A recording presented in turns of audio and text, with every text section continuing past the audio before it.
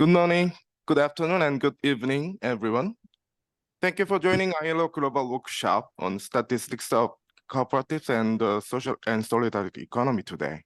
I'm Dong-Young Choi from ILO Cooperatives Unit, and I'm so happy to introduce Dr. Simela Sim, head of my unit and co-chair of UN Interagency Task Force on Social and Solidarity Economy, for her opening remark. Simela, Thank you very thanks much. for taking the floor, please. Thank you.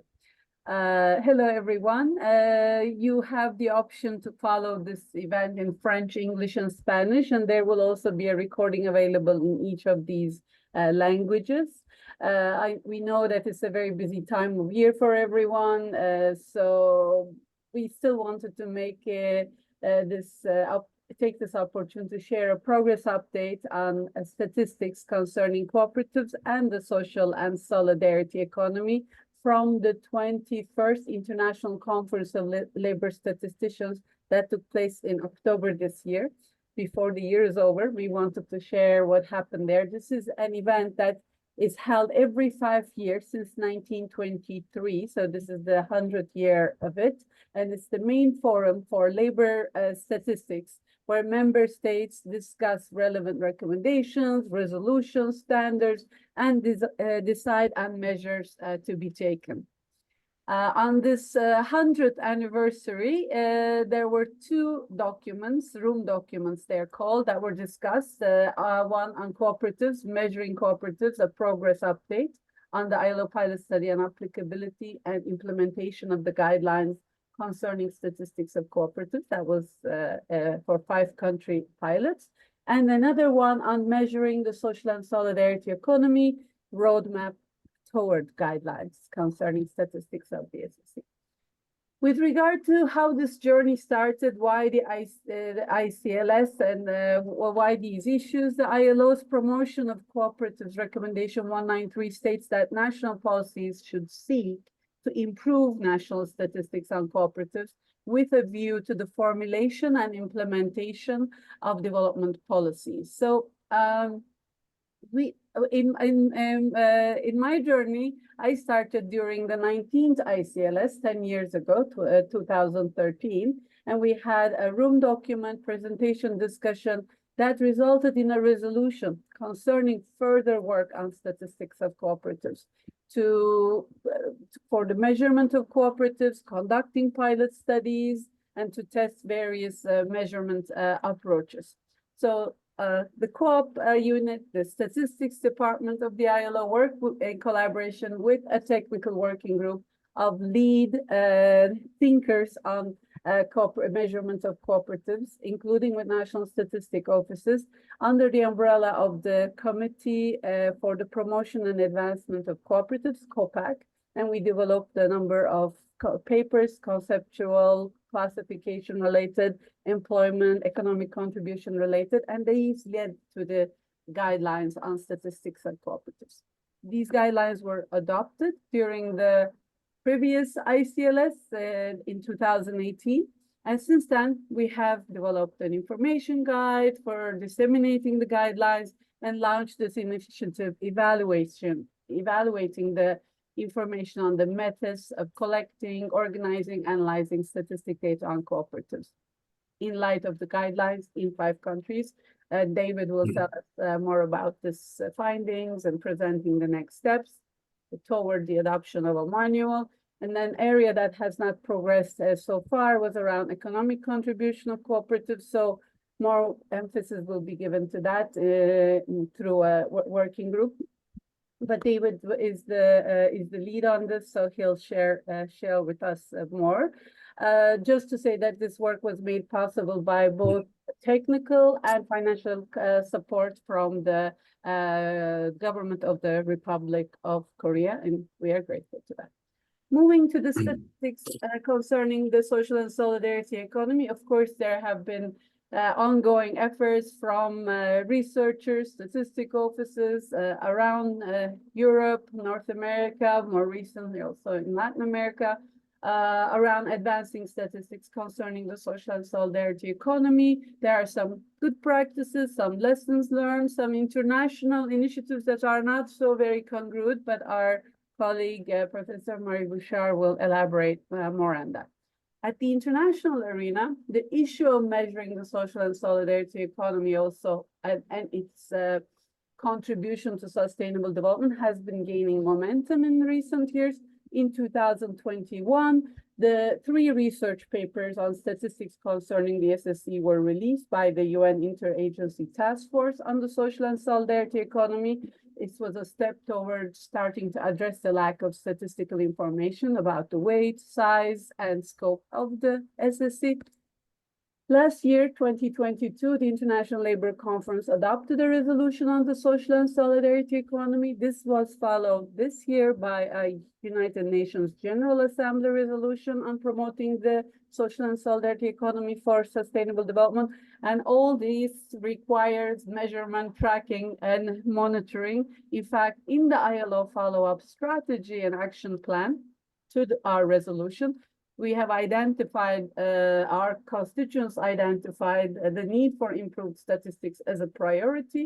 And so we have basically included in our action plan developing a methodological framework to measure the social and solidarity economy's economic and social contribution, and in collecting and compiling comparable, timely, reliable, and harmonized data on the SSE.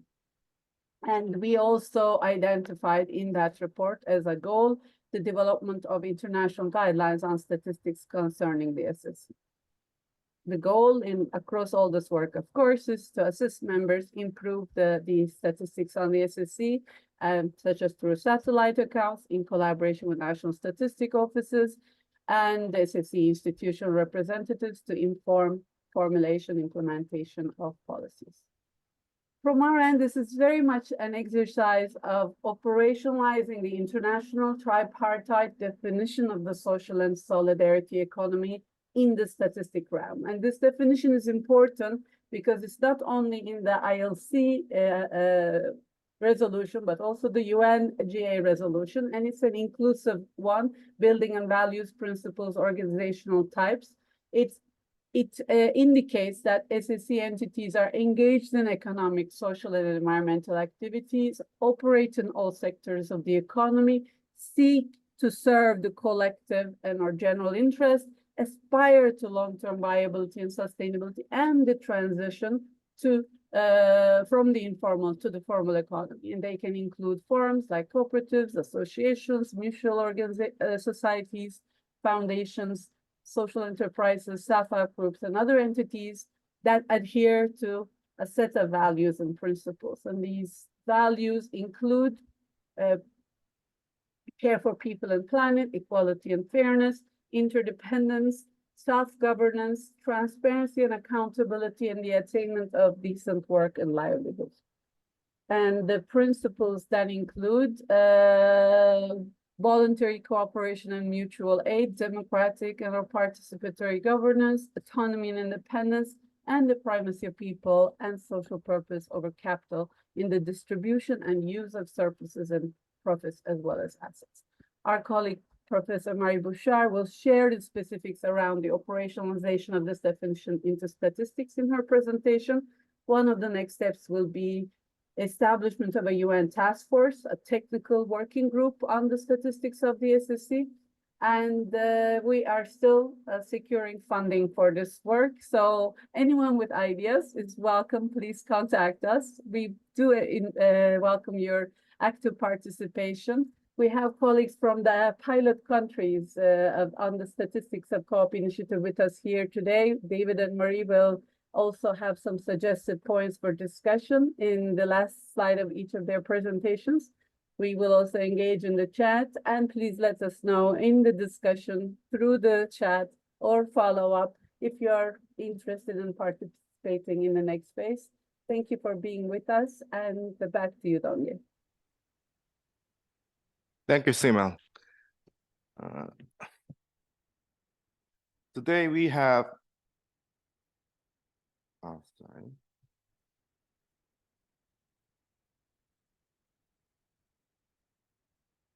Today we will have two presentations, one on statistics of cooperative by Mr. David Hunter, and the other one on statistics of the SSE by Professor Marie Bouchard.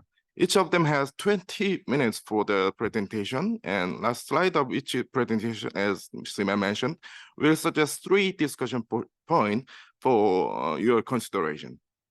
After 10 minutes break, delegates from 5 pilot countries of the first phase of Co-op Statistics Initiative will share their follow-ups and future plan after the initiative for about 2 to 4 minutes per each. Korea kindly agreed to go first, and then Italy, Turkey, Tanzania, and Costa Rica would be welcome to follow, please.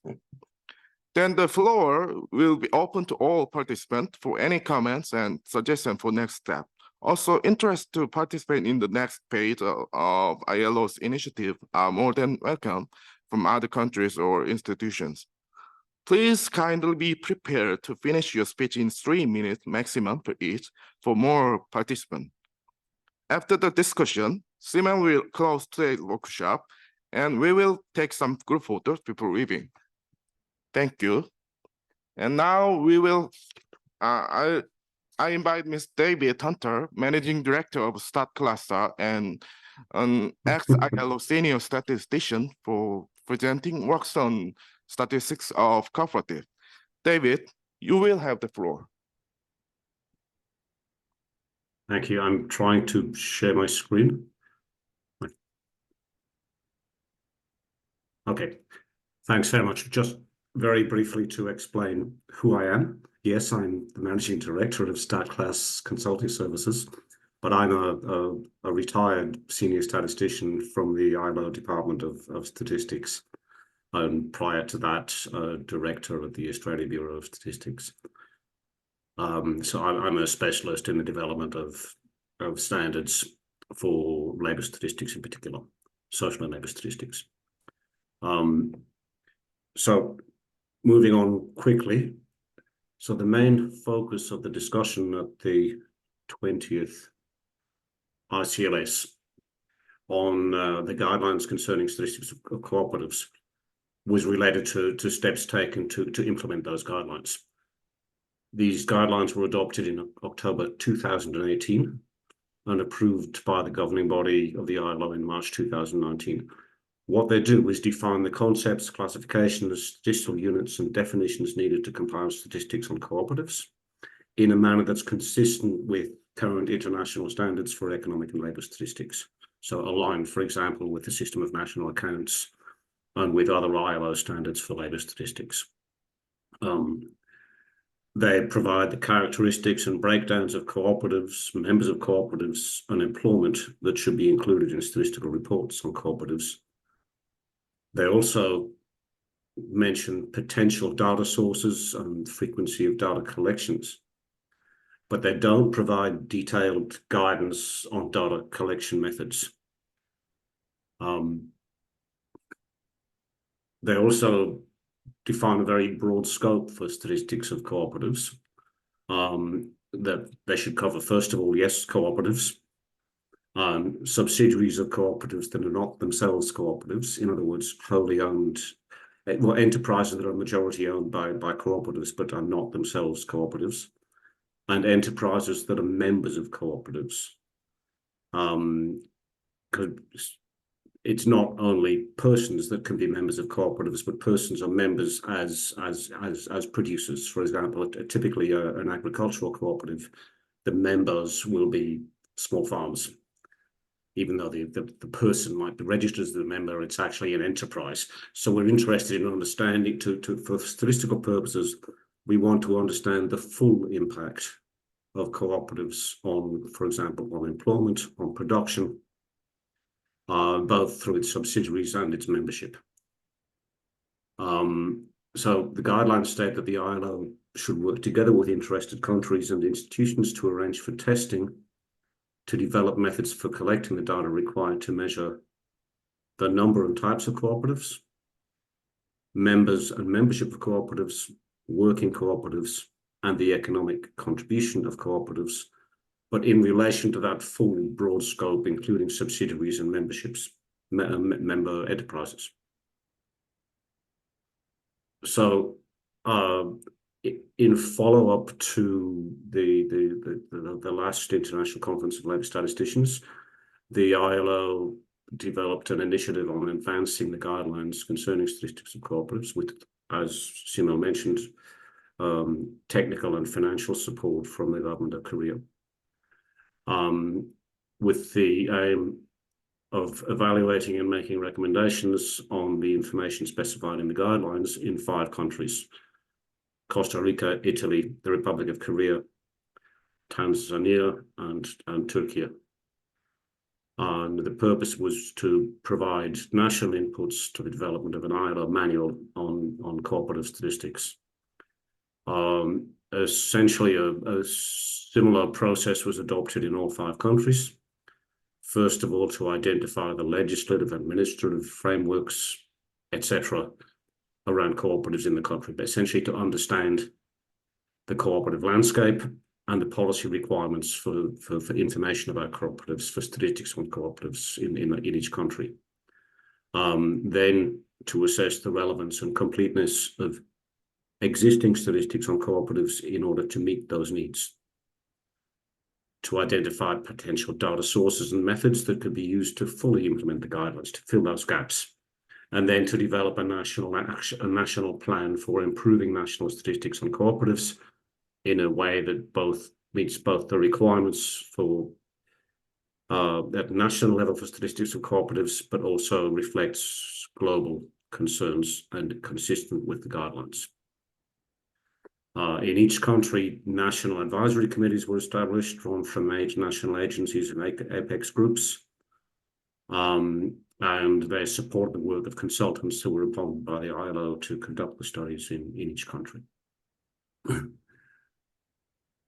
We found a lot of commonality in the national policy concerns on cooperatives in the 5 countries, and it's clear that the cooperative sector requires statistical information to demonstrate the current relevance of cooperatives in the local and national economy, and to demonstrate the impact of public policies on cooperatives. Government agencies, on the other hand, use statistics to assess the relevance and contribution of cooperatives and to help to formulate and evaluate policies on national and economic development, taxation, sectoral development, poverty reduction, and the promotion of cooperatives themselves. What was particularly notable was the importance of being able to evaluate policies on things like tax breaks for cooperatives. How much are they going to cost? Are those tax breaks actually worth it in terms of promoting things like social integration, balanced and sustainable development, and employment creation? So this requires a great deal of statistics from different sources in order to inform government policies on these issues.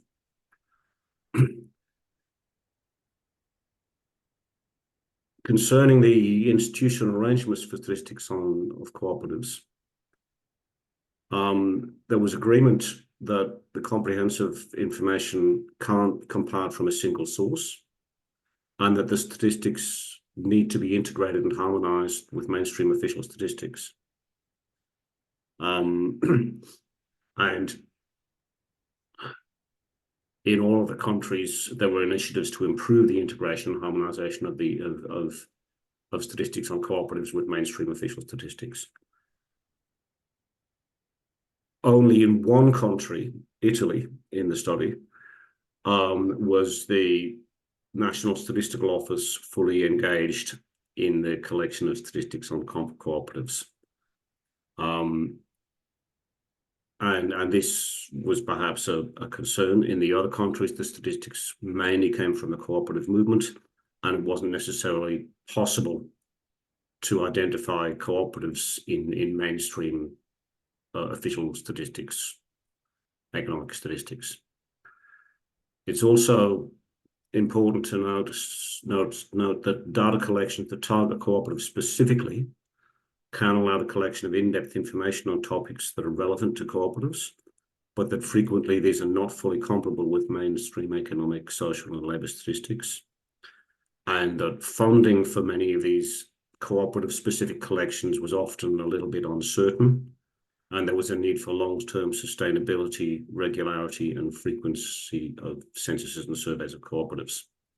So as a long-term strategy, we would propose, first of all, to incorporate statistics of cooperatives in the regular economic statistics program, which means that they need to be identifiable in statistical business registers, which frequently now at the moment they're not. That less frequently censuses and surveys targeting cooperatives should also be conducted, perhaps by the cooperative sector, but in a manner that's consistent with the full with mainstream economic statistics. And this would allow the compilation of periodic special reports on cooperatives that incorporate both administrative survey and survey data from all of those different sources. Critically important to achieving this is engagement of the national statistical officers, recognition among national statistical officers that statistics of cooperatives are something they need to be compiling.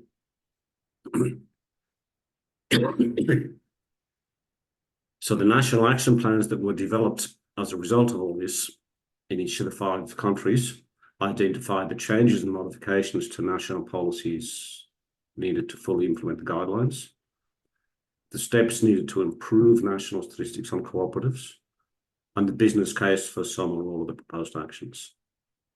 The national advisory committees were critical in engaging the agencies that were represented in the national advisory committees to these plans. So the establishment of a national advisory committee that brings together different stakeholders in statistics of cooperatives is critical to actually being able to move the work forward. It's clear that there can be no one-size-fits-all template for a national action plan, because the situation in different countries varies, both with respect to the cooperative landscape and to the potentially usable data sources, and as well as the capacities of the national statistical officers concerned. So it's important to start with a thorough assessment and evaluation of the national situation, and it will then be possible to develop and agree on a national action plan and present the case forward. This approach is outlined in the report that was presented to the 21st ICLS in October.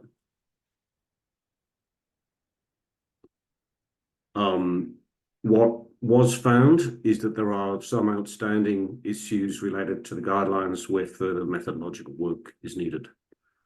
In particular, there was a need to advance the work on measuring the special economic effects of cooperatives beyond just mainstream regular economic indicators, such as contribution to GDP. And little progress had been made on that since the ICLS, perhaps because it's such a complex issue. It also emerged that the guidelines didn't really mention anything about measuring the social and the environmental impact of cooperatives. And this was seen as being an important area where we should also be making progress, perhaps by adapting existing SDG indicators and indicators of economic and social governance. There was also a need to identify and measure unregistered cooperative-like establishments, either cooperatives that aren't able to be registered as a cooperative, or unregistered businesses that function as if they were cooperatives that adopt cooperative principles. And this is work that we feel is best incorporated into the development of statistics on the wider social and solidarity economy. There was also a need for data collection methods, for further work to develop data collection methodologies for the various topics included in the guidelines. Some of the areas were quite, in some areas it was quite clear how to do this. In other areas, there was the need for further work. So the recommendations from the report that we put together for the ICLS had 8 different elements. One related to possible updates to the guidelines, one part, and others related to activities pending future update of the guidelines. So first of all, it was agreed that there was a need, well, it was proposed to establish a working group to develop methods to measure the special economic effects of cooperatives. In the meantime, documentation should highlight the importance of disseminating key economic indicators to compare cooperatives with other types of enterprise. A need separately from that to develop indicators to measure the social and environmental benefits and impacts of cooperatives and their contribution to economic sustainability. Now, to achieve that, it will be necessary to identify which indicators of the social and environmental impact of enterprises, including selected SDG indicators, can potentially be compiled for cooperatives where feasible and relevant. There's a need to clarify certain aspects of the operational definition of cooperatives for statistical purposes in existing documentation about the guidelines, and consider the need and develop the case to update that definition in the guidelines themselves. So in the short term, it's proposed to improve the documentation by updating the ILO information guide to reflect the findings of the pilot studies in 5 countries, and ultimately to develop a manual on statistics of cooperatives to be presented at the 22nd ICLS. So the strategy for ongoing work to develop statistics of cooperatives basically as a second phase for consideration of partnership funding from potential donors. And this work would be continued to be guided by the existing Global Advisory Committee on Statistics of Cooperatives, but would also provide input to the Technical Working Group on Statistics of the Social and Solidarity Economy, which Maggie will be talking to us about shortly. There are 7 elements to this work plan. The first is to disseminate the national reports of the pilot studies in multiple languages as part of a compendium on documentation of the pilot studies with an introductory chapter that is to be developed. The second is to revise the information guide on measuring cooperatives, or possibly recast it as a companion guide. The third is is somebody saying something? The third element is to follow up and monitor progress in the 5 countries. We don't want to say, okay, we've done these 5 countries now, and now they're off they go, and they've got their national action plans.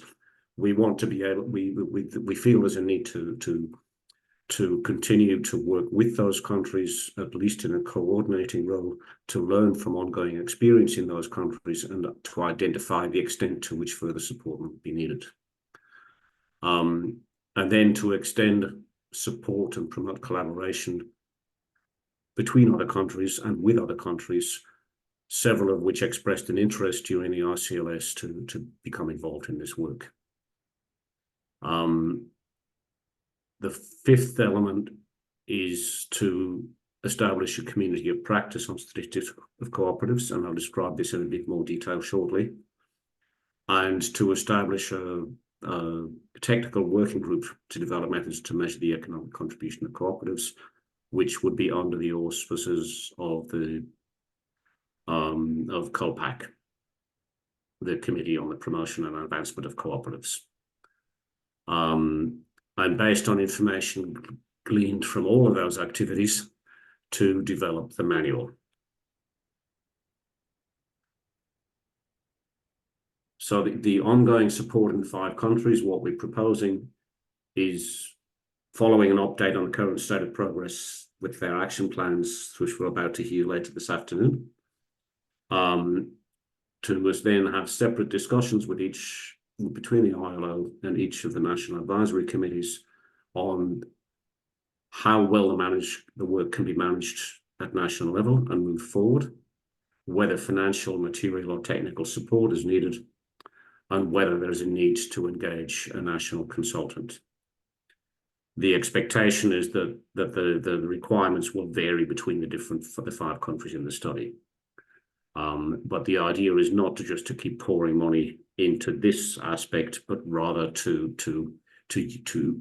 follow up with the countries to make sure that the projects come to fruition. This would involve ILO regional offices to the extent possible, facilitation and coordination through a global consultant.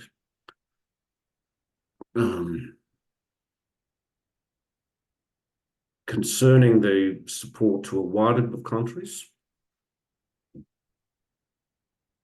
the feeling is that countries should ideally take the work forward under their own initiative, with the leadership from the National Statistical Office and/or a relevant ministry. It would be necessary at national level, therefore, to identify a person or organizational unit willing and funded to coordinate the national work. And as a way forward, it's proposed to have detailed discussions with the individuals who have already expressed interest to understand the national situation and to help them to develop proposals. The idea would be to encourage countries to follow and test the process to develop national action plans that was used in the pilot studies, and that work would only be led by an ILO appointed national consultant if suitable resources were not available within the country. And that would also obviously depend on the level of resources available to the ILO to support the work. The idea of the community of practice on statistics of cooperatives is to provide a mechanism to share information on national developments and methodological experience. So if you like, country to country sharing. So it puts practitioners in statistics on cooperatives in contact with each other, but it also will provide a valuable source of information for developing and reviewing the content of the manual on statistics of cooperatives. Its members would include staff and consultants of the ILO cooperatives and statistics departments, members of the existing global advisory committees and national advisory committees, invited experts from other agencies, and relevant practitioners and stakeholders from the new countries that are becoming involved in the work. It will be facilitated through an online discussion forum, a series of online workshops, and occasional face-to-face workshops.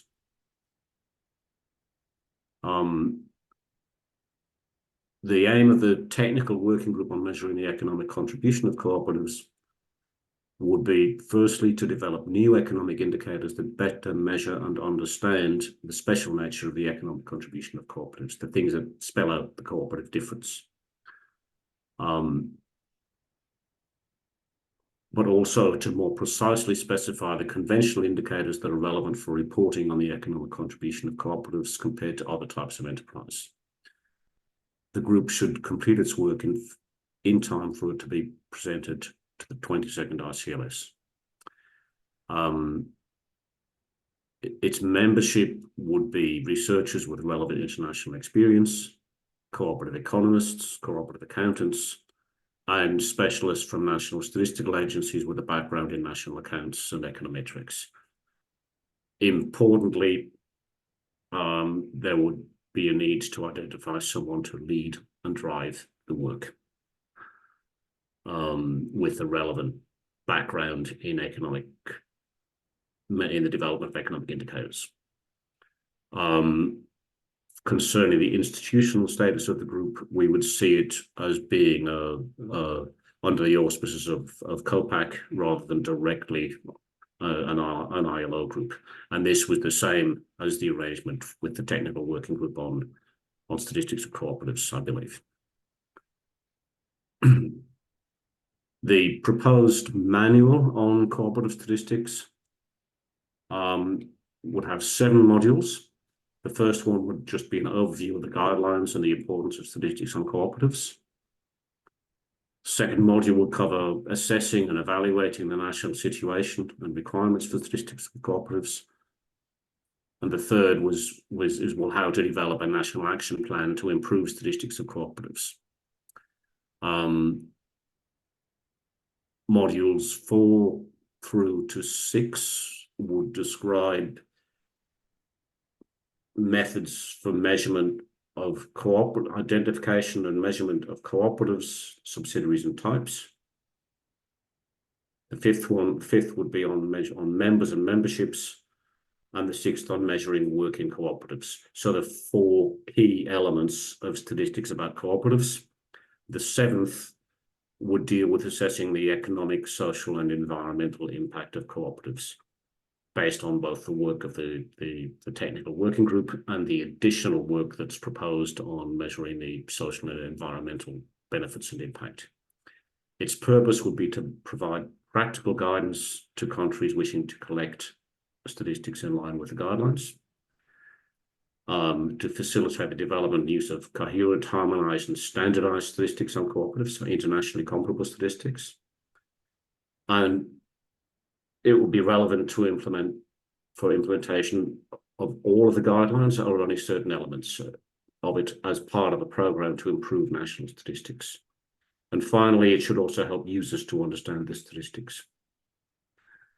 The idea of developing it and presenting it in a modular form rather than as a linear publication is firstly to facilitate ease of access to the relevant parts of the manual. But secondly, it means that each module could be updated independently of the other ones as methodological developments progress. So that's quite an important reason for a modular approach. So on the timing, we don't want to hang around. We need to pick things up and move quickly. So during the first half of 24, the idea is to consult with the national advisory committees in the 5 countries on follow-up work, how things can be moved forward, to create the discussion forum for the community of practice and get people into it, and to combine all the materials from the first phase, including national reports, etc., into a compendium with a short introductory chapter. So this should all happen ideally within the first few months of 2024. Similarly, there's a need to follow up with other countries that expressed an interest at the ICLS or elsewhere in collaborating with the ILO on developing statistics of cooperatives. And further through the year to arrange an initial webinar or online workshop for the community of practice. Perhaps that would allow discussion of a draft of the revised ILO information guide, or to present it. It's expected also that this should be able to be completed within the first half of the year, and to establish the technical working group on measuring the economic contribution. It may also be possible to draft the first 2 chapters of chapters 2 and 3 rather, of the manual on statistics of cooperatives, because they're describing the methodology that was used to assess national needs and develop a national action plan. And that will be useful for countries that are embarking on improving their national statistics.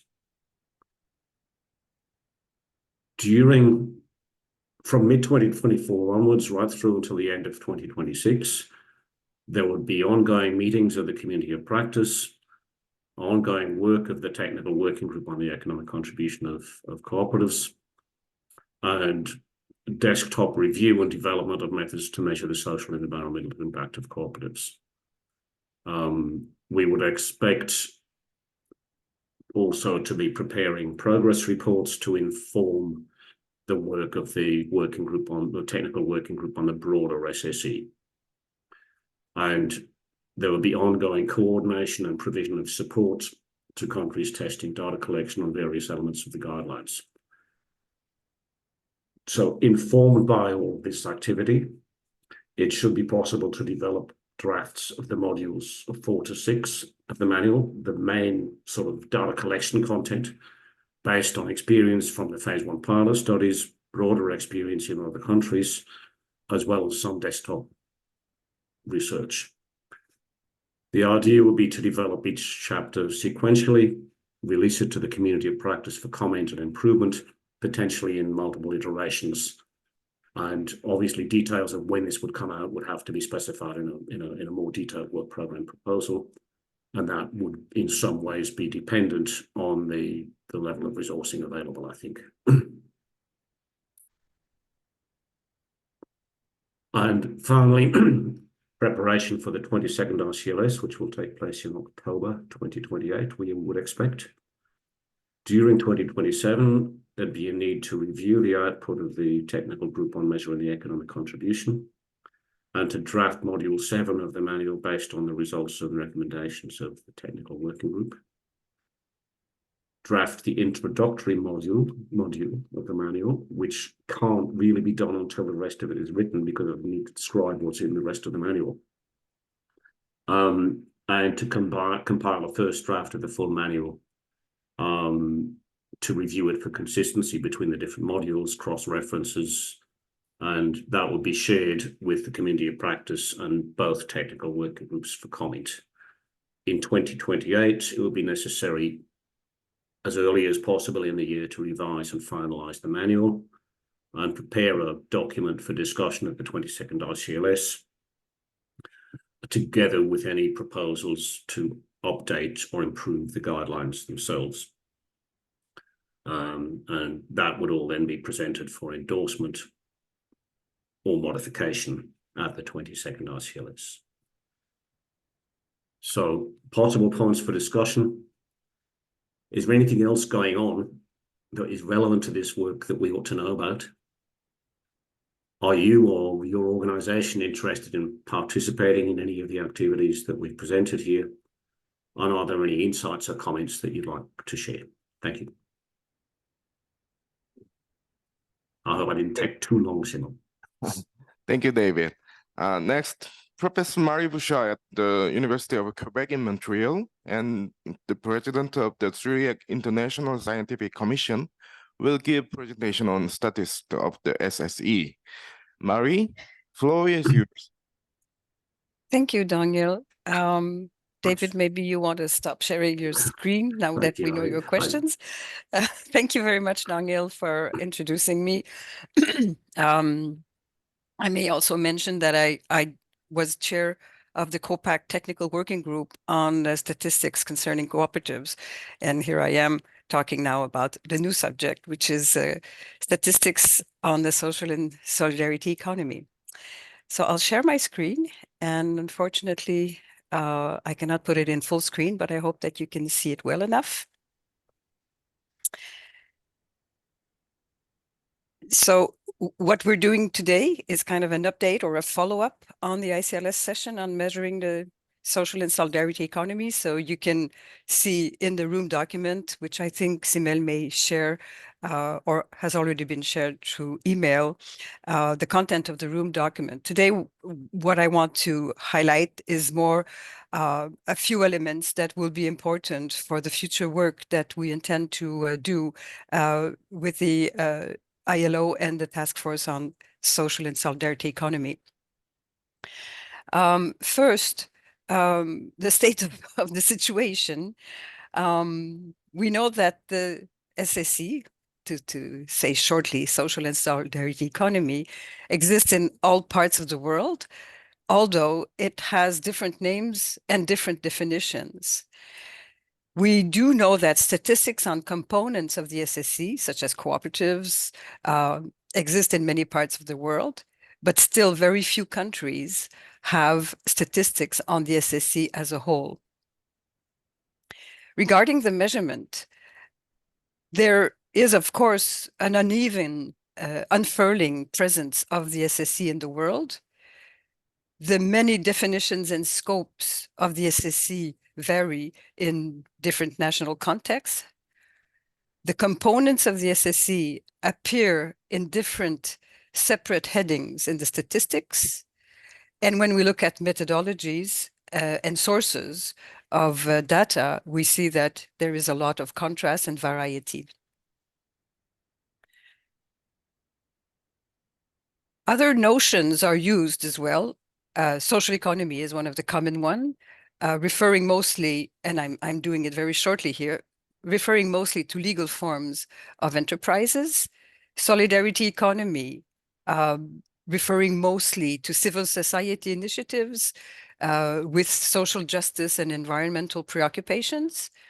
The nonprofit sector, referring to nonprofit institutions, some of them sharing the values of the SSE, others not. The broader notion of third sector, the broad non-market and non-state sector, mostly associated to the nonprofit sector. The social enterprise, which in a way is a relatively new term, relatively new concept, but in growth and popularity. And it's used in very different ways, sometimes as a generic name, because there's no other way to name what we're talking about in different languages, or to qualify more specifically nonprofit organizations engaged in economic activities, or in other cases, non-collective. That means private for-profit businesses that do pursue a social goal. Some of them limiting profit distributions, other not. And then the notion of popular economy, economia popular, which refers to alternatives, mostly informal, but not only organizations that ensure work and material survival of people. And it's most in countries with insufficient social protection, but not only. As Simel has mentioned, the way statistics is produced about social economy in the world varies a lot depending on regions and country. Europe probably mostly developed, advanced region in producing statistics, but in very different ways, as we can notice. In Americas, there's interesting recent initiatives in Latin America, but also in Canada, the province of Quebec. In Africa, we notice that recent laws on the SSE provide for the development of statistics on the SSE. And the east part of the world, other notions are used, and to the exception of the Republic of Korea, the SSE is not a very common notion. So in summarizing the situation, there are different methodologies such as censuses, surveys, satellite accounts in different countries. At the international level, we see sectoral or regional mappings of such censuses, surveys, and national accounts and satellite accounts. So the existing data is generally scarce, incomplete, but mainly difficult to aggregate and to compare. And when we look at the exercises at the national level, very often the replicability, periodicity are not guaranteed, and many studies do not present robust statistics.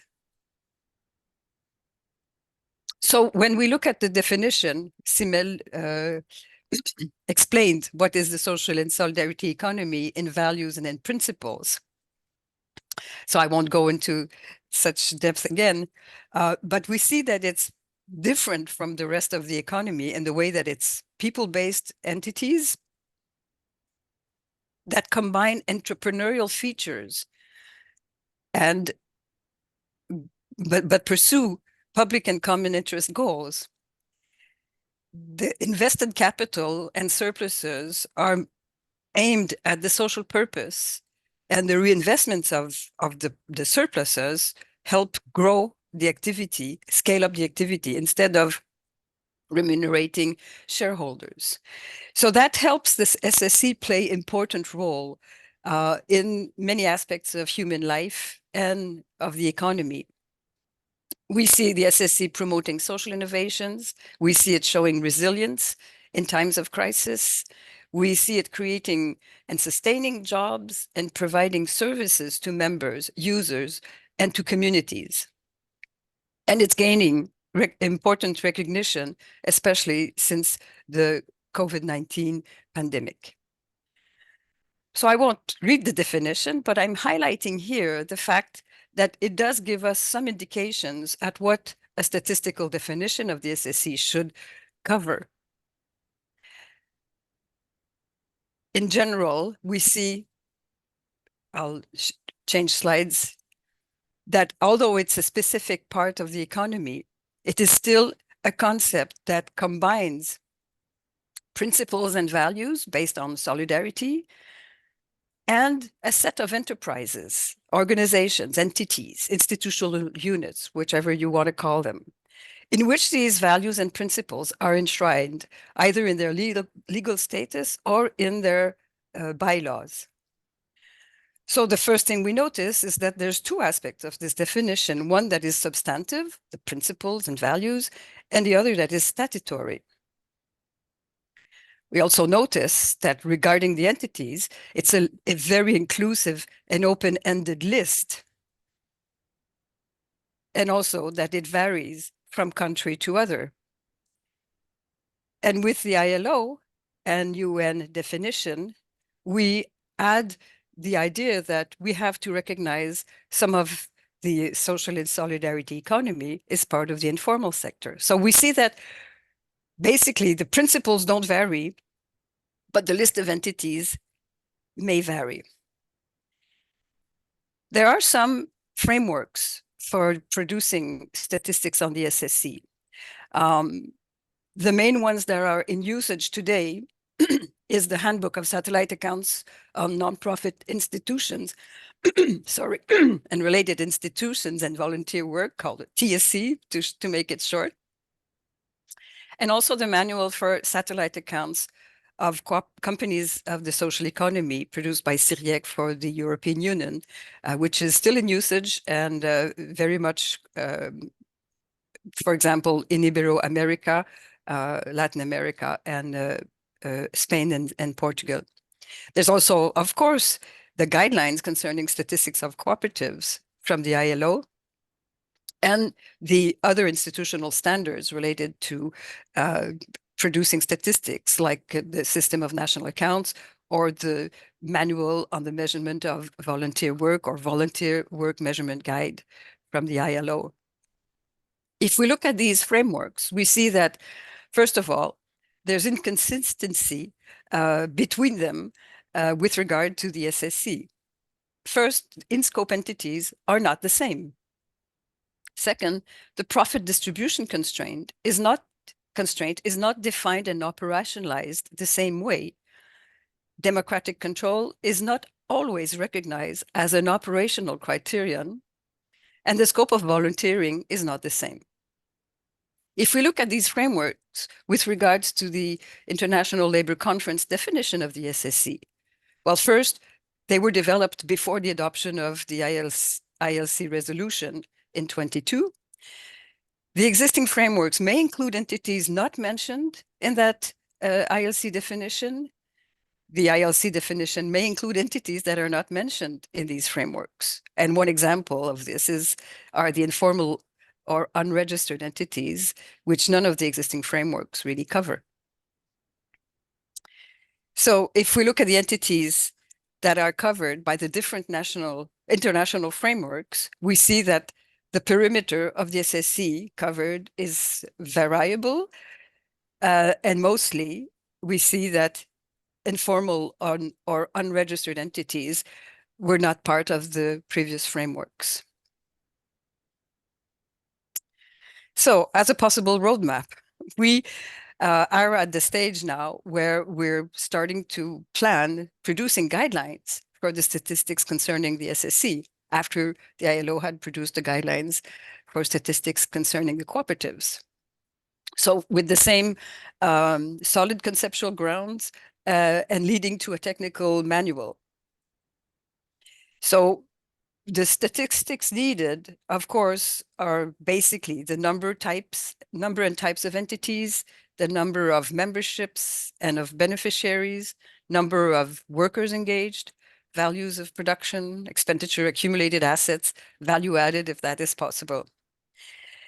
There is the issue of measuring the economic contribution, which probably faces the same issues and challenges as it does for cooperatives, also including the challenge of measuring it in informality.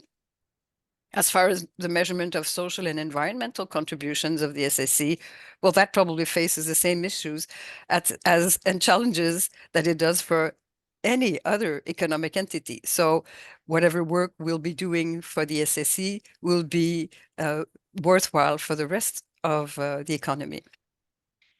So the first thing that the roadmap suggests is, of course, to stabilize the standard about a definition of the SSE in statistics. So that means combining the statutory and substantive approaches in defining the SSE in a way that we can filter it towards a statistical population. We have to consider that there are different conceptualization or ideal types of SSE entities. As I mentioned, the nonprofit organization, the cooperative. The nonprofit organization is identified by distribution constraint. The cooperative is identified by its democratic governance. It's also associated to the concept of social economy. The association, identified by civic engagement, both formal and informal, and mostly associated to the concept of solidarity economy. And then the social enterprise lies, as I mentioned, still weakly institutionalized in many countries. Some are collectively owned, like nonprofit or cooperatives. Others are not collectively owned, like for-profit businesses with a social purpose. So the whole idea to work towards a statistical definition of the SSE is to move from the legal definition or the generally admitted notion of SSE to the conceptual definition, which will help identify the core differences with other entities and the core similarities between SSE entities, identify the reference concepts and definitions from which the statistical definition will be derived, but also the foundations for the typology. What is a statistical definition? It helps identify the statistical units. It helps filter them with operational criteria based on the structural notion of this entity, and it helps identify the types of this population. So what will be needed through this roadmap will be to do research. We'll have to examine the national statistics exercises, the existing one. What do they do? How do they define? How do they filter? We'll have to look at these frameworks, the international frameworks that are used, or the national frameworks that are used, to see what they have to offer. We'll have to see how the general statistics standards intersect with the SSE statistical units. General standards such as the system of national accounts and others. We'll definitely have to look at how to identify and measure the SSE in the informal economy. As David already mentioned, we need to develop and identify indicators and methods to measure the economic contribution of the SSE, but also its social and environmental contribution. This needs to be done not in a laboratory, not on top of a tower, but with consultation with national statistic offices, agencies, ministries, the movement, cooperative and larger SSE movement. Of course, representatives of workers and employers organizations and researchers and research institutes. There is also the plan to create a technical working group, this time under the auspices of the United Nations Task Force on Social and Solidarity Economy, and chaired by the ILO Cooperative Unit as co-chair of the task force. Its mandate would be to support with its expertise the milestones of the roadmap towards the elaboration of a statistical definition for the SSE and recommendations regarding the data collection method and guidelines concerning statistics of the SSE. The envisaged tasks of this technical working group as you previously saw, there's a lot of research to be done and to be commented and co-produced. But we also want to see a technical working group help assess the needs of producers and users of SSE statistics. Also to help disseminate the deliverables of this working group using a large network of stakeholders. Regarding the membership of this technical working group, members can hail from institutions producing and using SSE statistics. So basically NSOs, National Statistic Offices, and SSE movement, but also from the academia. The criteria, our filtering criteria should be in-depth knowledge of the SSE and definitely familiarity with issues related to statistics. Other aspect of the roadmap would be to mobilize partners and researchers. Today's meeting is part of that. But also, it would be interesting to eventually meet and have a one-day deep dive event where we could discuss SSE statistics, kind of community of practice, but a full day where we can, see where we are at and what are the needs. Also publishing work and country experiences about cooperatives and SSE statistics so that we can spread this knowledge and guidance. And in view of the 22nd International Conference of Labor Statisticians, so the next ICLS, to propose international guidelines for statistics concerning the SSE and to plan the work towards the technical and practical methods guide for collecting data concerning the SSE. And of course, because this is a moving ground, things evolve very quickly. We definitely need to keep an ongoing strategic watch and dialogue between organizations, institutions, networks that work on this subject, and to disseminate largely and exchange the information about what's going on. In terms of discussion points, as they're basically the same as the ones David suggested for his presentation, do you or your institution or organization have any ongoing work of relevance for this work plan? Do you have any highlights or insights of information you would like to share with regards to SSE statistics? And would you yourself or your institution be willing to get involved into this work? So this ends my presentation and I leave the floor to you, Daniel. Thank you. Thank you, Mary, and thank you for especially thank you for the timely presentation for the break. So now it's 3:04. I think we can have break until 3:15. So let us meet 3:15 sharp. Thank you.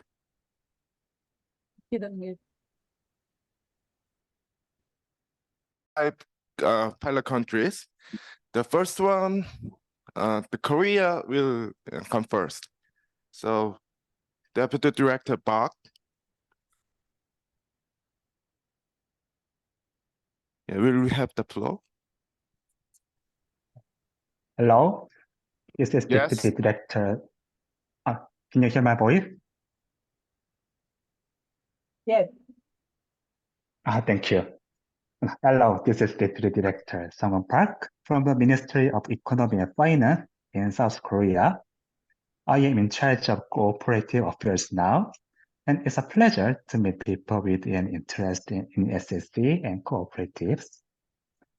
We initiated the first survey on the status of cooperatives in Korea in 2013, and now we are conducting a sixth survey, which is scheduled to conclude in the first half of next year. We are looking forward to get favorable outcomes from the ongoing survey. According to the Cooperative Act of Korea, the next survey is planned to be conducted 2 years later in 2025. We are considering conducting the survey by reflecting manual of cooperative statistics and SSE statistics guidelines at the time. Also, we are exploring the possibility of collaborating with the Social Enterprise Promotion Agency, which is also located in South Korea, for the implementation of the survey.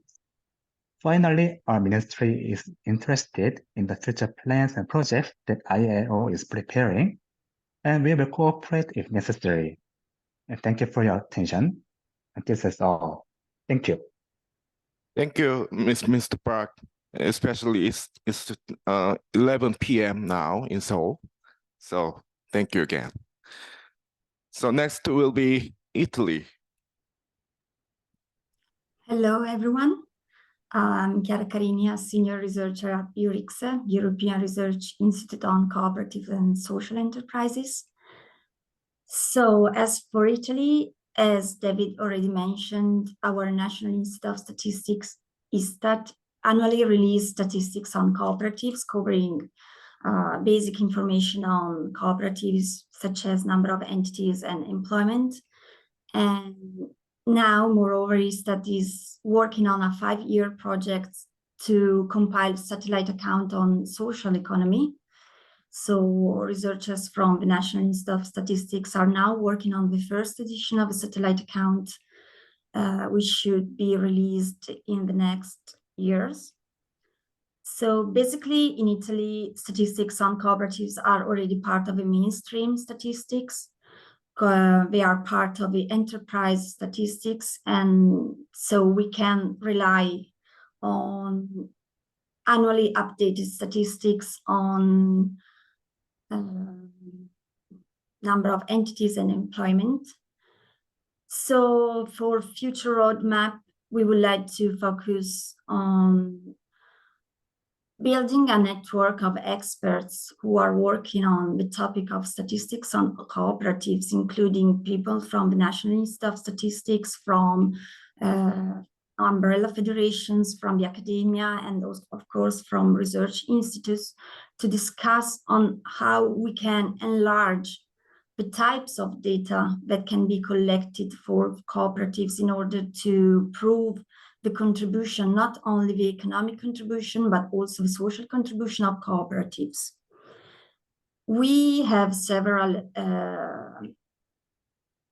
research institutes and academia and also umbrella federations have already experience of this. We have done some projects at national level, but we also think that we should have a look at what is going on at international level. So of course, at the ILO projects, but also at European projects.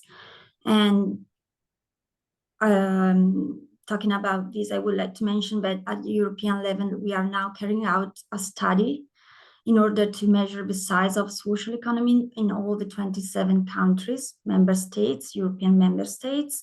And as Ulrich said, together with the SIRIEC, we are collecting data in all these countries, and we are also working on reflecting on the types of indicator that should be used to measure the contribution of social economy.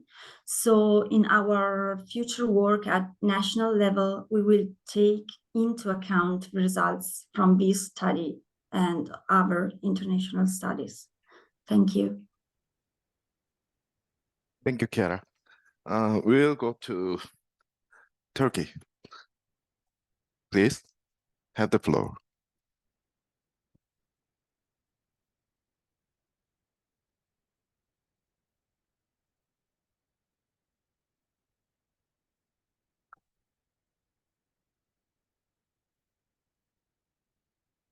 Sorry, I understand. I think I forgot to open my mic. Sorry for this Please. technical. Hello, everyone. My name is Melih Toprak, and I've been working in Ministry of Turkey, which is also a member of NAC, Turkish NAC. And I would like to give you some brief information on cooperative statistics of Turkish case. We have been building an information system which collects valuable information such as membership and unique data to measure economic contribution of cooperatives. We are in a data collection process right now, and we hope that this process will end at the end of the second quarter of 2024. Along with being a pilot country for AL initiative, Turkish NAC works as a working group for official statistic program, which is conducted by Turkstat, Turkish Statistical Institute. And our intention to measure and have an understanding of cooperative membership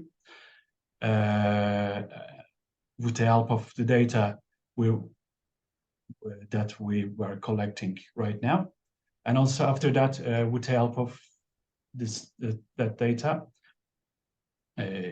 from our information system, our plan is to measure economic contribution of cooperatives with the help of Turkstat. Thank you very much. That's all. Thank you. Tanzania?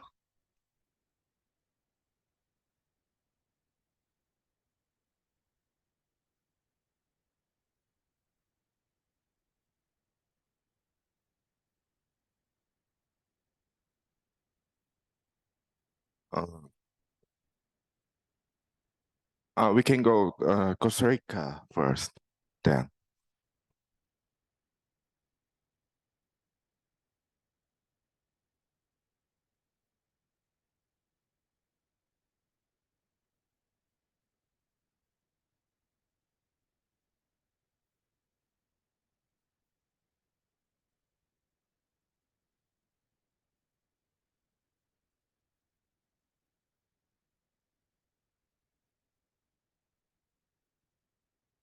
There might some problem in there, so why don't we just go to discussion, the flow discussion.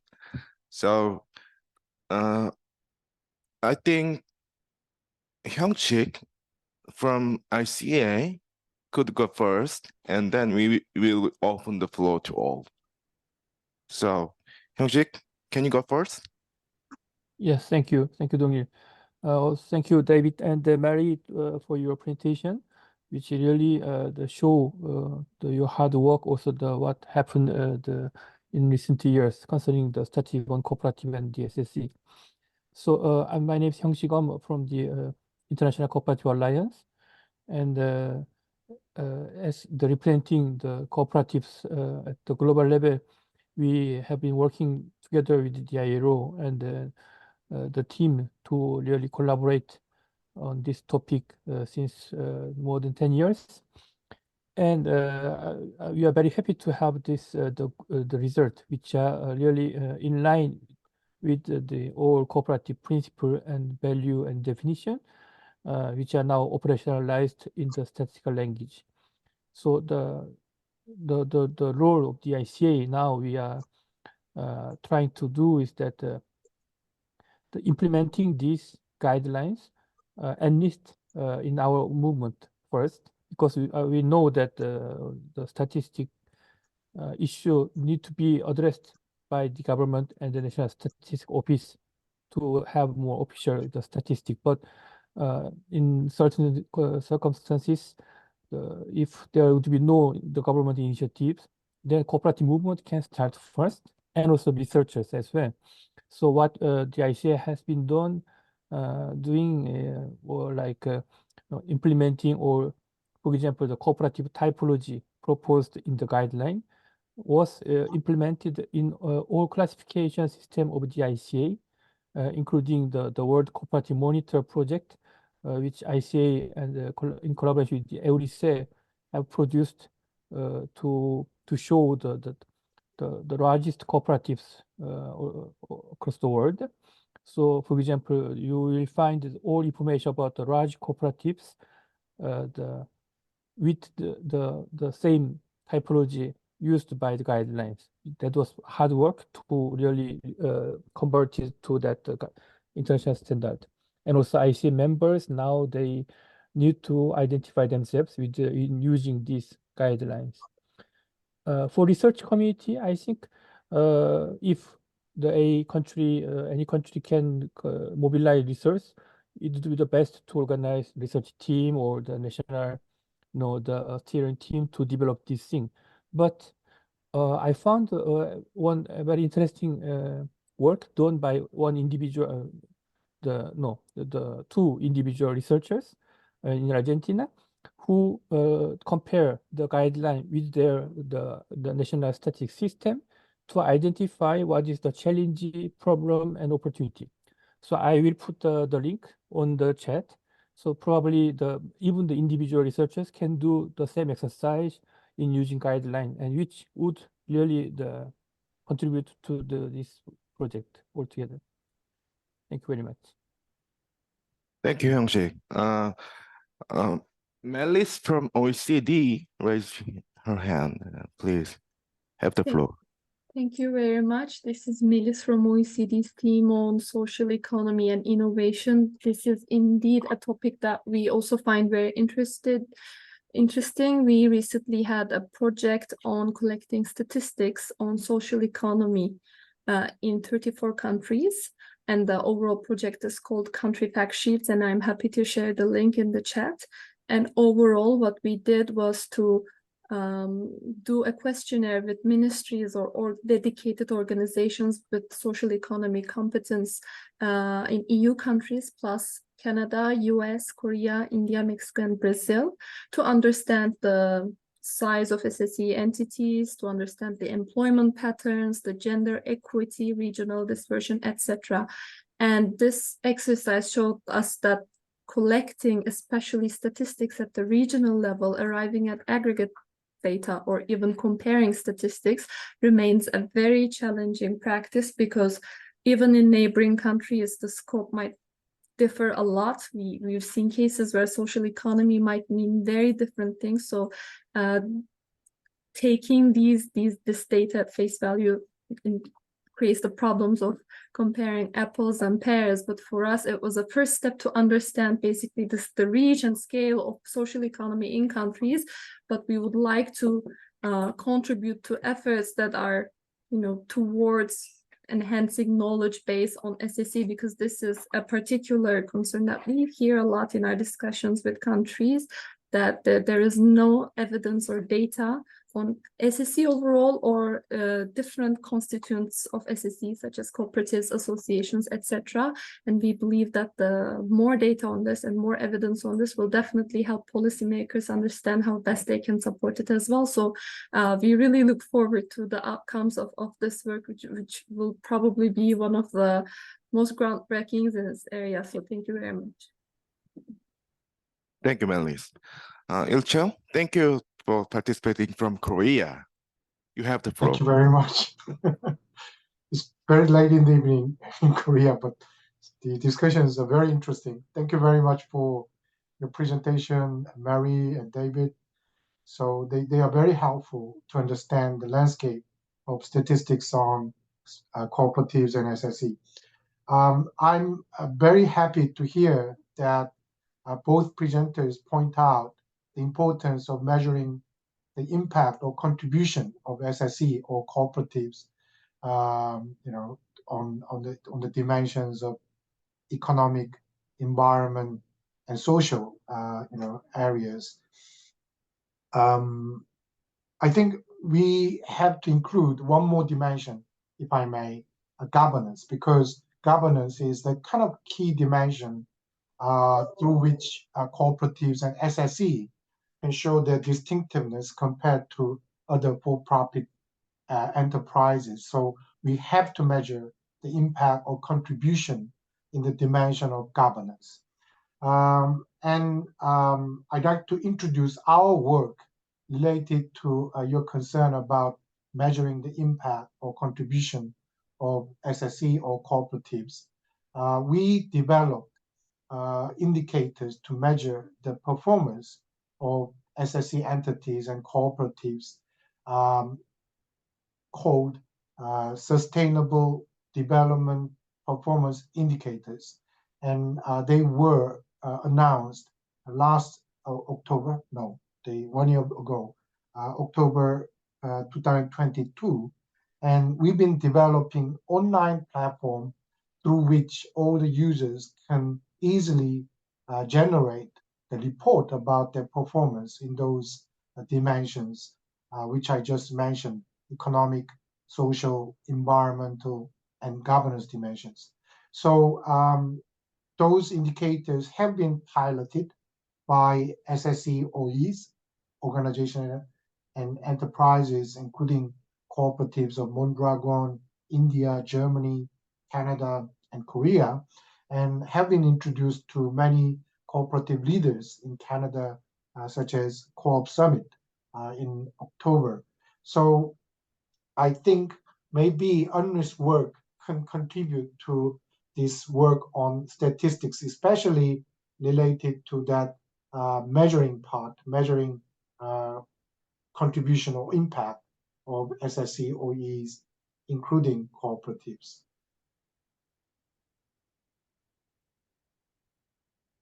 Thank you, Ilchan. I do not see any other hands for now.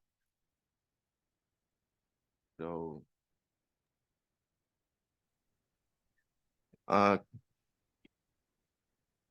can I invite the other agencies or institutions for their comments or any questions?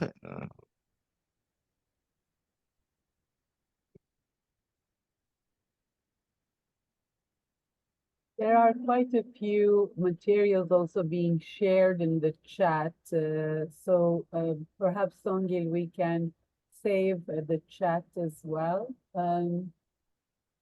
The extract links that are being shared in the chat. So those can also be a part of what we do as follow-up in addition to the recording. And yes, for your information, all the recordings in English, French, and Spanish will be available after a few days after this workshop.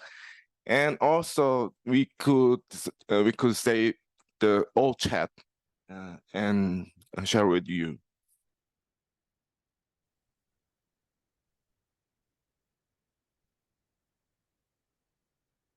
David, Marie, did you want to share any additional thoughts?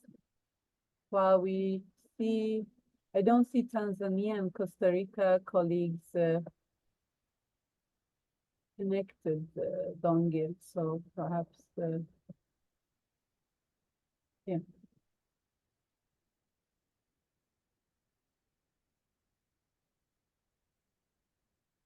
I see Ramin Behzad is with us. He's our colleague from ILO Afghanistan, and he was very much involved in this process as, around statistics of co-ops from 2013.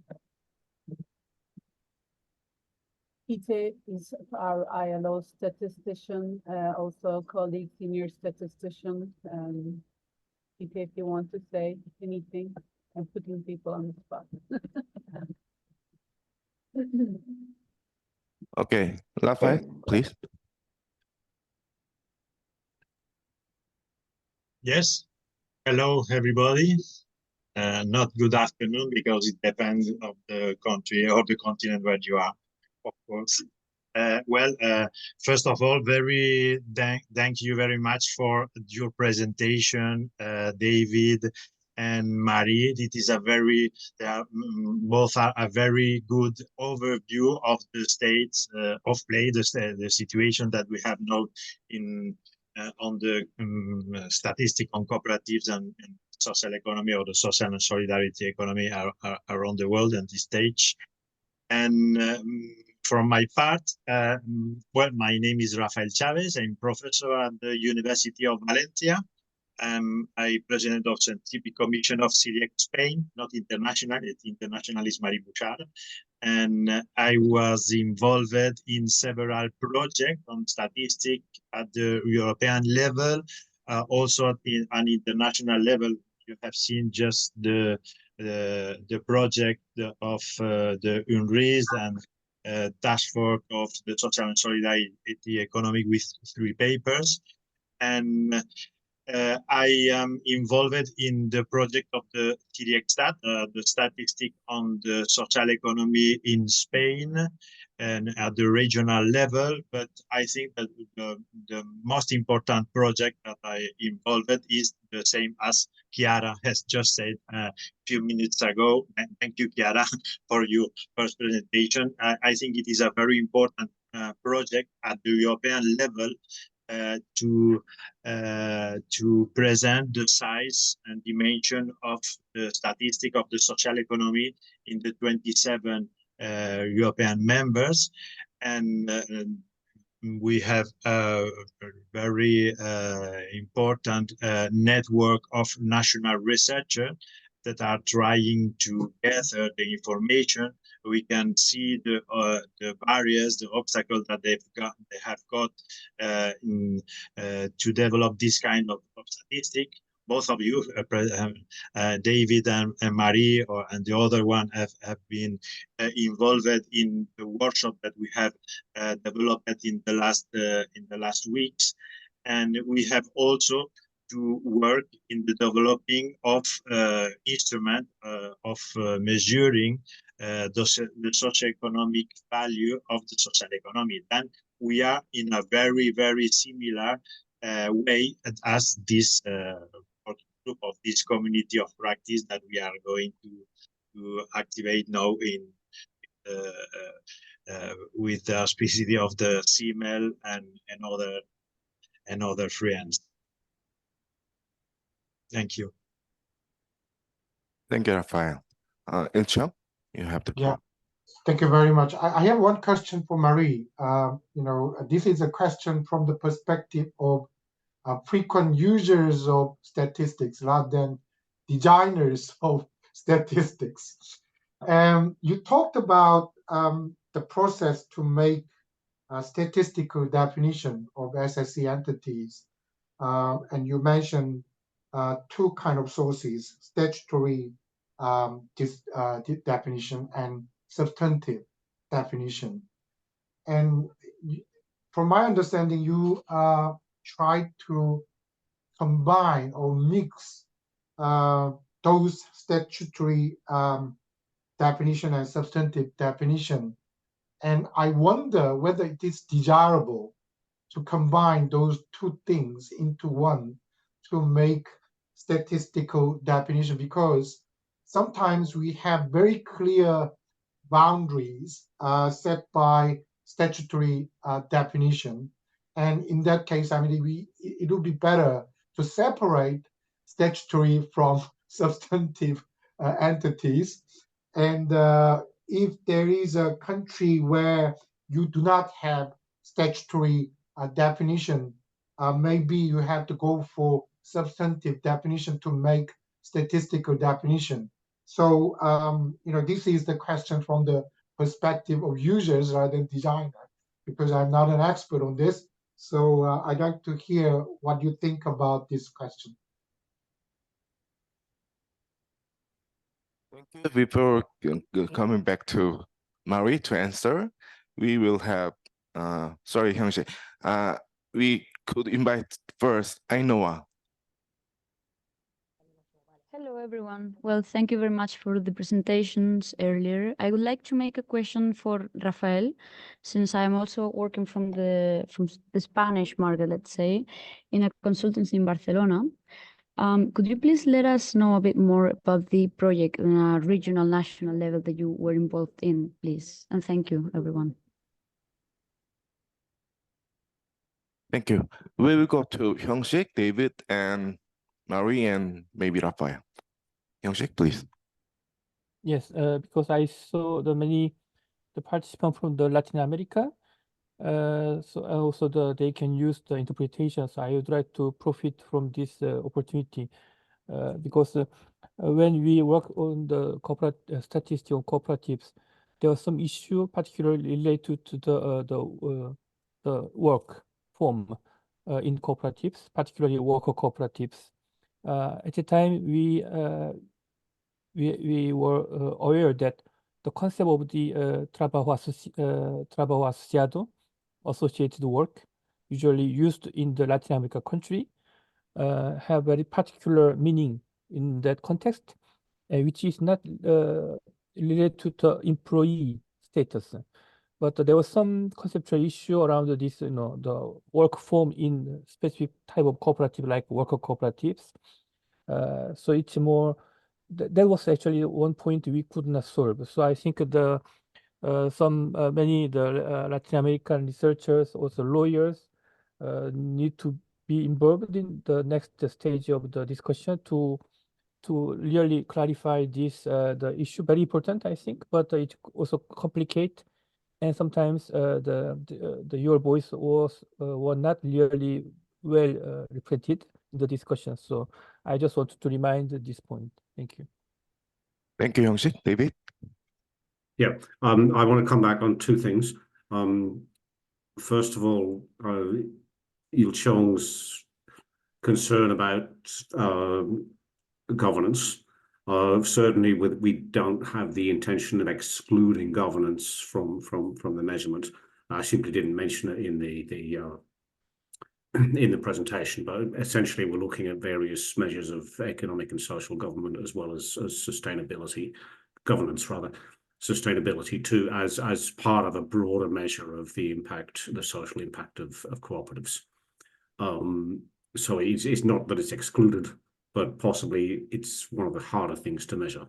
So I'd be very interested in having a look at your handbook to see if there's something there that could potentially be used. The second relates to the question which is for Marie, which is this issue of statutory versus substantive identification. I think for some types of entity within the SSE, statutory on its own should be enough. So if, for example, in order to register as a particular type, a statutory type, such as an association or as a cooperative, requires adherence to the relevant principles, then I would say, well, they should just be included. But that might require some kind of assessment of the legislation at national level and the extent to which it's enforced. However, for certain types of entity, especially more informal ones, but also some types of social enterprise, I think the statutory alone might not be enough. And for those types, it might be necessary to do some kind of substantive assessment of the extent to which individual agencies, individual units actually adhere to the relevant principles in practice. And that is quite a large burden for data collection, I believe. Thanks. So I'm sorry, Maria, if I've stolen your thunder. Thank you. Before Mari, we should go to Eduardo Energy. Eduardo.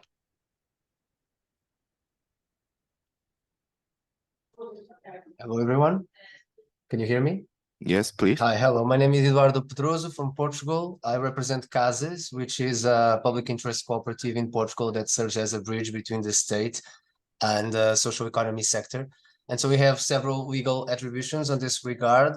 We not only, on one hand, collect a lot of data on the cooperative sector. We have a database on the cooperative sector. So we conduct several studies and we produce statistics on this regard. And we see the kind of work that ILO is planning on doing for the next years with very attentive eyes, because we see this as an opportunity to also improve on the work we have been doing on the cooperative sector. Also, we are the organization in Portugal that is responsible for creating and maintaining, in collaboration with Statistics Portugal, the satellite accounts on social economy. We have 4 editions so far. The last one was released this year. And I would like to share with you that we have 2 projects for next year. Since our satellite accounts have are now 10 years old, we plan next year on doing a more critical analysis on the methodology we have been using so far. We plan on having a discussion with several stakeholders, also to see how in the future we can improve the type of data and the type of information we produce. We also plan on launching a national database on social economy entities. Basically, it will be a public platform where we will be able to list every entity that is within social economy in Portugal. And it will be monthly updated, and essentially will help us not only in identifying those organizations, offering not only a legal definition, but also an operational and statistical definition that can streamline the process of creating not only the universe we study on our satellite accounts, but also any kind of study that academia, for instance, would like to engage in. So we are very happy to have and participate in this kind of discussions, and we also are very happy to share our experience and also to participate in any kind of work that is planned in the future. And I just wanted to know how we can participate. Thank you. Thank you, Eduardo. Could you drop some sentences just in the chat for the record? Yeah, thank you. Marie, could you have some response? Yes. Yeah. Sure. Thank you, everyone, for your comments, and thank you, David, for helping me in answering some of the questions. And as we can see, there are different issues, many issues, and Eduardo just illustrated how some countries are very well in advance. And yes, we will contact, I'm sure the ILO will contact you to see how you can participate with us, all of you, indeed. First comment, I'm coming back to Hyung-Shik's comment that the classification on cooperatives is becoming useful to have a global portrait of the cooperatives in the world. It doesn't mean that the national classifications that exist in countries stop to exist, because those are relevant to the social movement of cooperatives, the way cooperatives emerge, what they mean in policy, what they mean in a specific environment. But in order to be able to compare and aggregate, we need some kind of grouping in which all these national categories can fit in. So this is the whole challenge of producing a standard for statistics. And as you mentioned, Hyung-Shik, I think you were quoting Mirta Voto's work on, comparing Argentina's classification to the ILO classification. So I think work like that is extremely precious. It makes me come back to the fact that when we say we would want to find the size and scope of the SSE, we need to identify the entities to classify them. But then even if we did find a way to have them all together, I'll come back to the substantive and statutory issue later. But even if we did have the whole of numbers, we'd still see only the tip of the iceberg of what the SSE does. So our issue is, how do we show for the SSE something else than a small part of the economy, for which public policy will say, why should we care about these small institutions, small units? We know that the impacts are a lot more important than the actual results. And here I'd like to share my vocabulary. The contribution is what you can directly measure as the result. The performance is how these results compared to the inputs, how much did it cost, or what efforts did it mean to get to these results. And then you have the direct effect, direct impact of these results. And then you have the indirect effects, indirect impacts of these results, voluntary and involuntary impacts. So I think it would be useful to clarify the vocabulary so that we know how we can go, for example, from the unrisked work on performance indicators to words aggregating impact, or even aggregating contributions. So this will be the efforts that we'll need to be making when we start identifying some indicators on which we would like everyone to show some information, which is empirical, observable, and the same way by two different judges, all these issues that make it a quality data. And then have people produce this information. So that's a long way down the road. The first way down the road is to identify them. So a statistical definition, can we combine or should we separate substantive and statutory?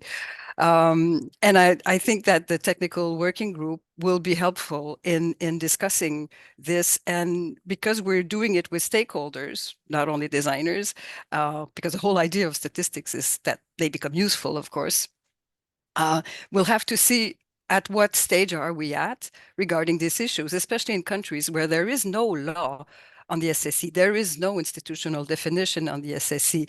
The SSE doesn't even exist as a concept. So we have to take into account the fact that the world is a wide place to be in. And of course, SSE, such as cooperatives, are hybrid concepts.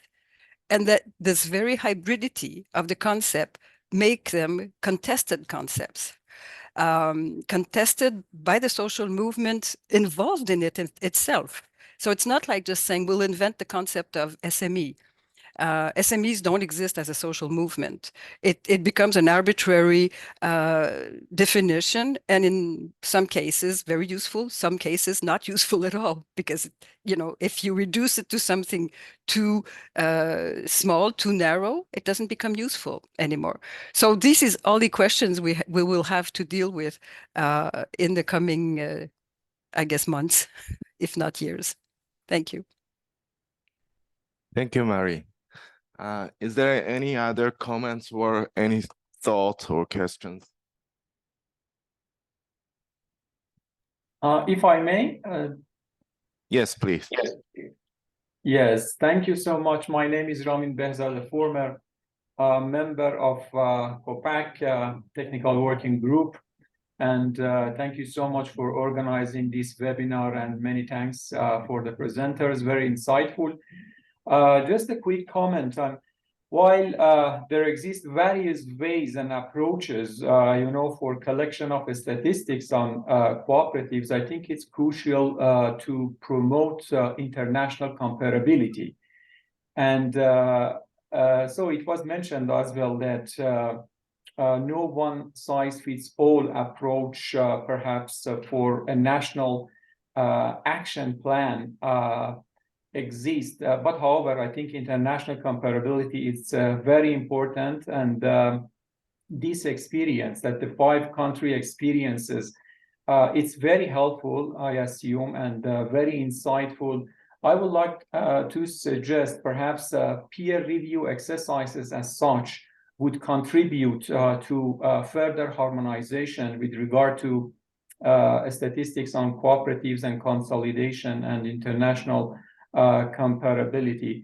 And colleagues, I think we shouldn't just underestimate the role of new technologies and artificial intelligence clustering, in promotion of statistics on co-ops. For instance, this could be utilized in identifying the inactive cooperatives, through applying a number of auxiliary variables or a number of variables as such. Then perhaps that would lead us to identification of inactive cooperatives. I think this should be also utilized in a best manner possible. Thank you. Thank you, Ramin. Ajbola.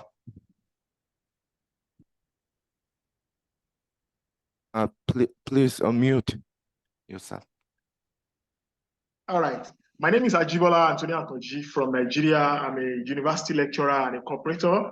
Yeah, I've been actively involved in cooperatives and cooperative research for some time. Now, we've said that no size fits all when it comes to statistics of the social solidarity economy. Now, there are some works that I've been involved with that has to do with getting statistics for the cooperatives, for the social solidarity movement here in Nigeria. So I want to ask if there is any template of previous work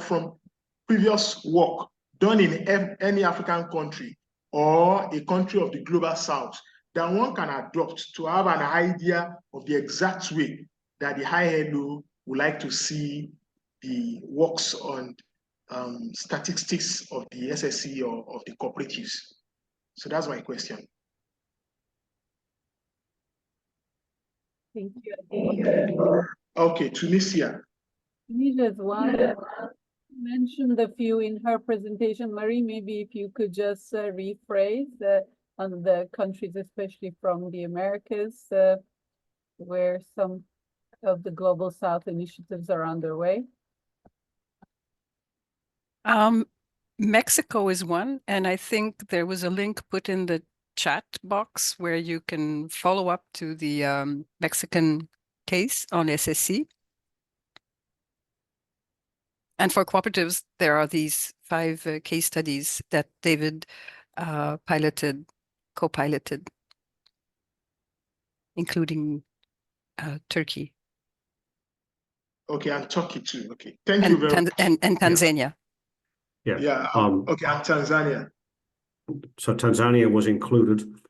One of the problems, I think, for a lot of countries in the global south, especially in Africa, is the relative weakness of the national statistical offices compared to other institutions.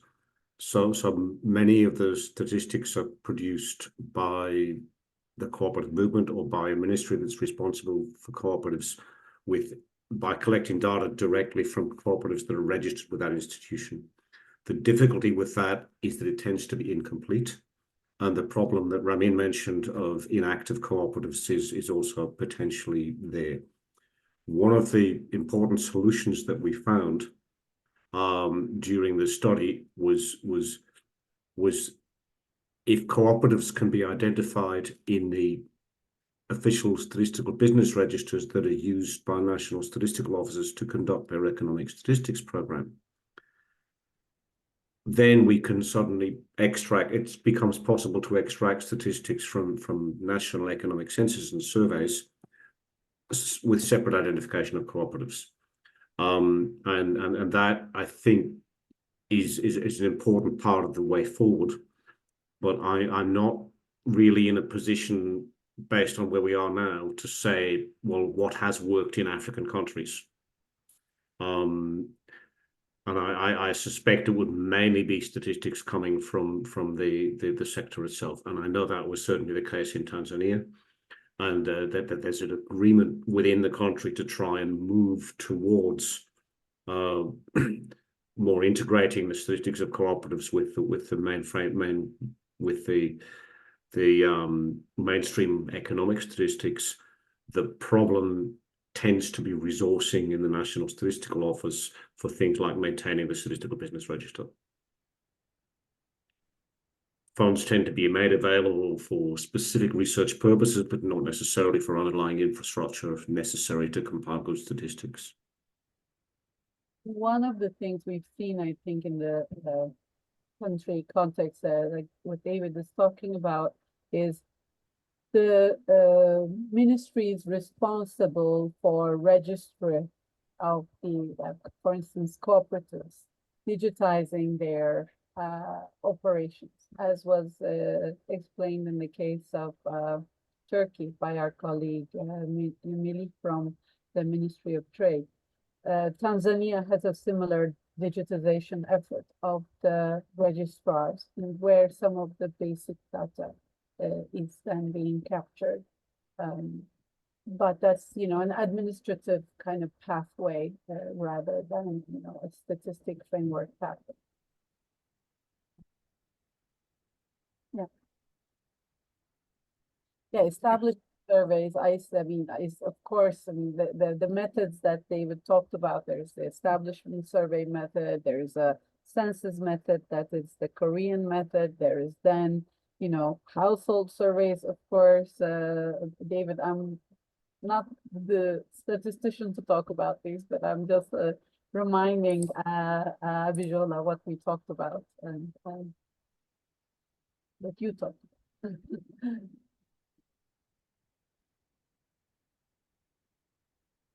Okay, Dongi, where do we stand?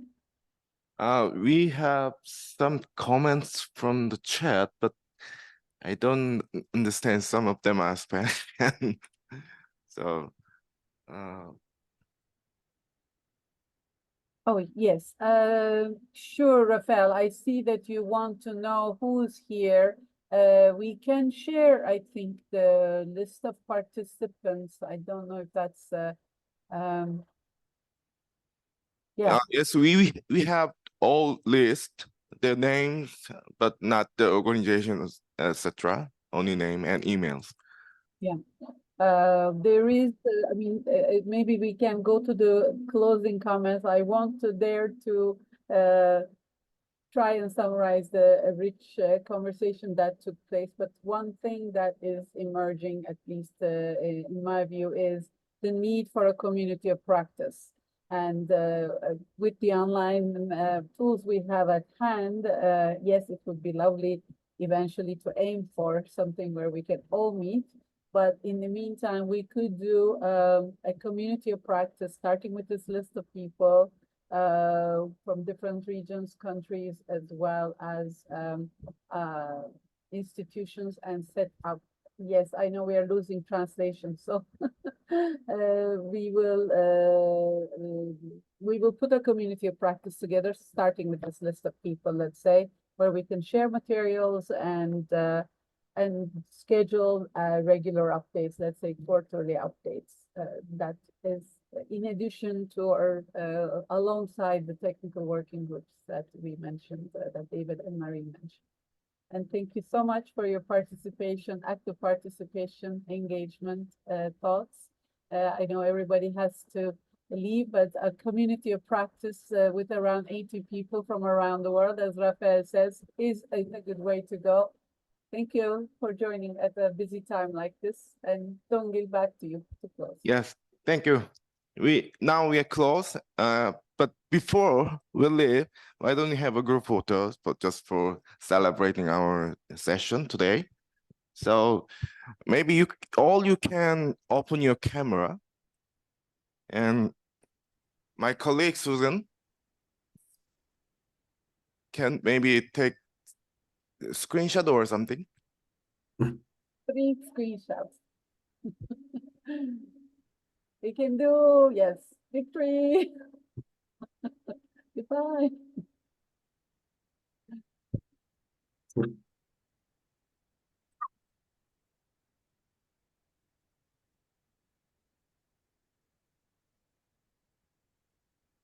Are we done, Susan? I don't hear Susan. Susan is muted. The expert is coming. So keep smiling.